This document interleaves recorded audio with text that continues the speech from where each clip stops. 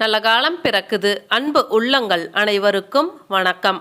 கடகம் ராசிக்காரர்களுக்கு தற்பொழுது அஷ்டம சனி நடந்து கொண்டு உங்களை நாலாபுறமும் அடித்து உங்களை இதுவரை வாழ்க்கையில் படாத கஷ்டங்களை பட வைத்து கேவலப்படுத்தி அவமானப்படுத்தி கடன்பட்டு வேதனைப்பட்டு துக்கப்பட்டு துயரப்பட்டு பல வேதனைகளை தற்பொழுது அனுபவித்து கொண்டு இருக்கின்றீர்கள்.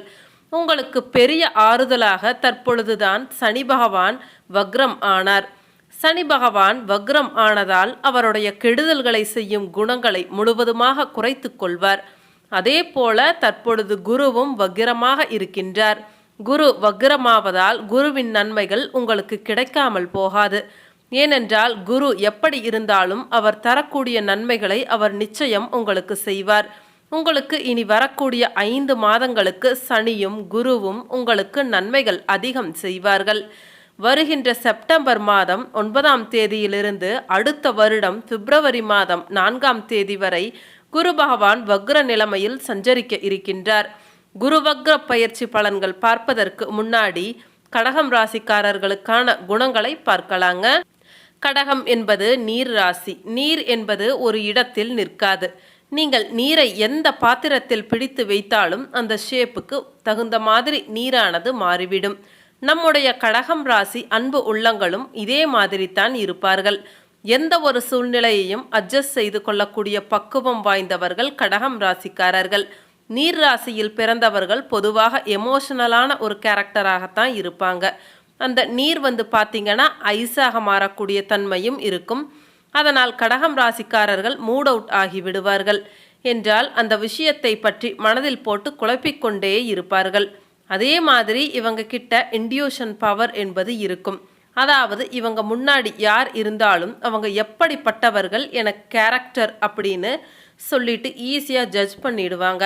உதாரணமாக இப்போ ஒரு தாயை எடுத்துக்கொண்டால் தன்னுடைய குழந்தை எதற்காக அழுகின்றது, பசிக்காக அழுகின்றதா இல்லை வேறு எதற்காக அழுகின்றது என்பதை தெரிந்து கொள்வது போல சிலர் பார்த்தீங்கன்னா ஒர்க் பண்ணுற பிளேஸாக இருந்தாலும் சரி, தன்னுடைய ஃபேமிலியாக இருந்தாலும் சரி, தன்னுடைய அதிகாரத்தாலும் தன்னுடைய கோபத்தாலும் மற்றவர்களை கட்டுப்பாட்டில் வைத்திருப்பார்கள்.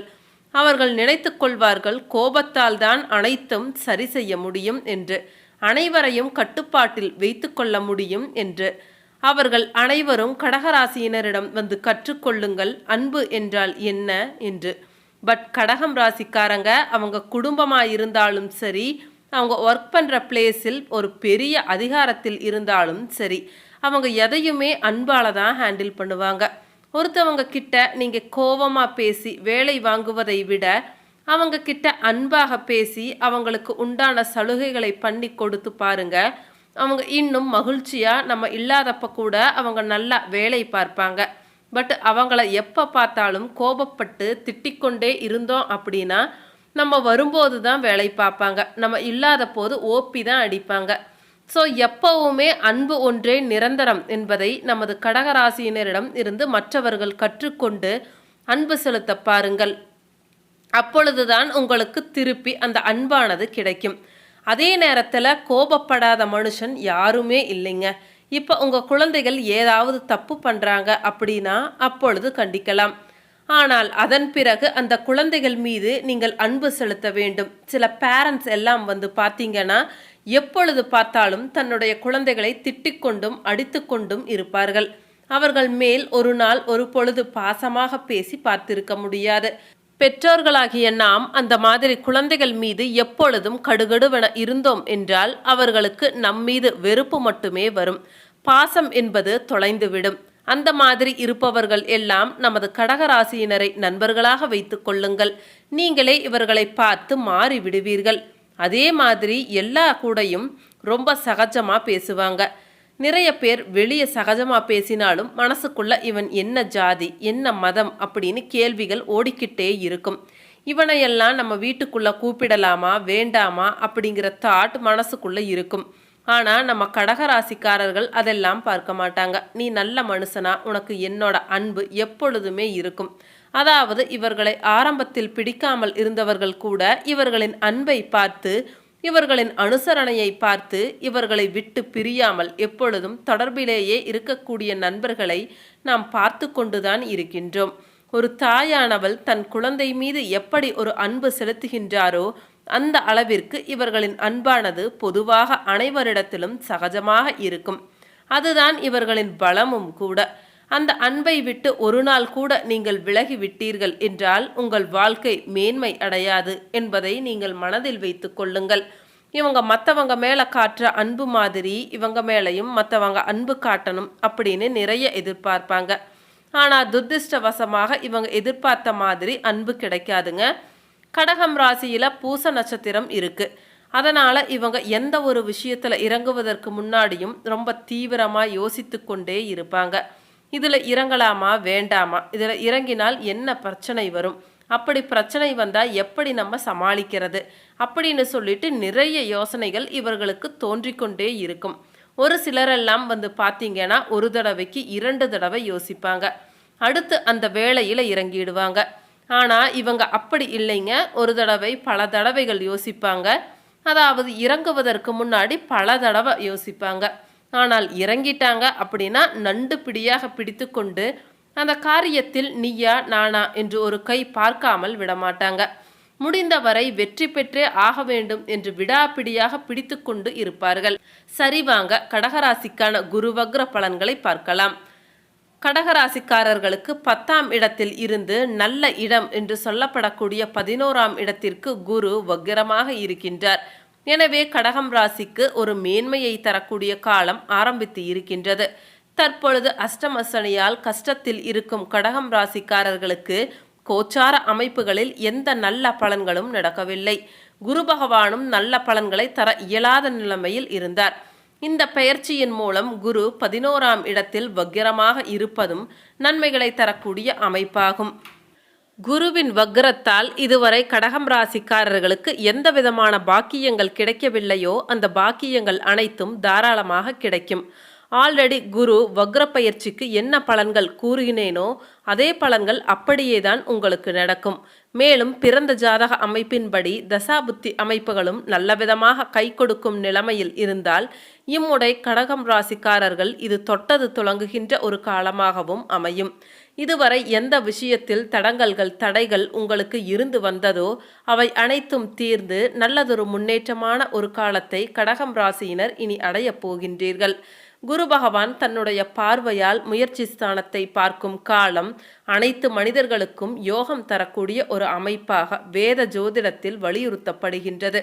அதிலும் அவரது 9ஆம் பார்வை மிகவும் விசேஷமானது என்கின்ற நிலைமையில் தன்னுடைய 9ஆம் பார்வையாக உங்களின் 7ஆம் ஸ்தானத்தை இன்னும் 13 மாத காலத்திற்கு குரு பகவான் பார்க்க போவதால் கடகம் ராசிக்காரர்களின் முயற்சிகள் பலித்து அனைத்து விஷயங்களும் கிடைக்கும்.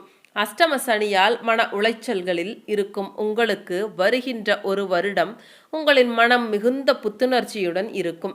அனைத்து விஷயங்களையும் ஆக்கப்பூர்வமாக சிந்தித்து நன்கு செயல்படுவீர்கள். சிந்தனை செயல்திறன் நன்றாக இருக்கும் என்பதால் இம்முறை கடகம் ராசிக்காரர்கள் அதிர்ஷ்டம் தங்களின் பக்கத்தில் இருப்பதைப் போல உணர்வீர்கள். எல்லா விதங்களிலும் நன்மைகளை மட்டுமே தரக்கூடிய ஒரு பயிற்சி இது. வேலை தேடி கொண்டிருப்பவர்களுக்கு அவர்களுடைய விருப்பத்திற்கும் படித்த படிப்பிற்கும் பொருத்தமான வேலைகள் அமையும். நீண்ட நாட்களாக மன வருத்தத்தை கொடுத்து கொண்டு இருந்த உயர் அதிகாரிகள் மாறுதலாகி அந்த இடத்திற்கு அனுசரையானவர் வருவார். தொழில், வேலை, வியாபாரம் போன்ற ஜீவன அமைப்புகள் தடைகள் விலகி நல்லபடியாக நடக்க ஆரம்பிக்கும். சுய தொழில் செய்வோருக்கு புதிய ஆர்டர்கள் கிடைக்கும். மஞ்சள் நிறம் சம்பந்தப்பட்ட தொழில் தொடங்குபவர்களுக்கு மேன்மையான பலன்கள் இருக்கும். தங்க நகை, நவதானியம், ஆன்மீகம் சம்பந்தப்பட்ட பொருட்களை விற்பனை செய்பவர்களுக்கு கோவில்கள், வழிபாட்டு தலங்களை சுற்றி கடை வைத்திருப்பவர்களின் வாழ்க்கை தரமும் உயரும். கடன்கள் கட்டுக்குள் இருக்கும். சிலர் புதிய கடன்களை வாங்கி பழைய கடன்களை அடைப்பீர்கள். சிலருக்கு அலைச்சல்களும் மந்தமான ஒரு நிலைமையும் ஒரு புறம் இருந்தாலும் இன்னொரு புறம் தொழில் முன்னேற்றமும் வருமானமும் கண்டிப்பாக இருக்கும்.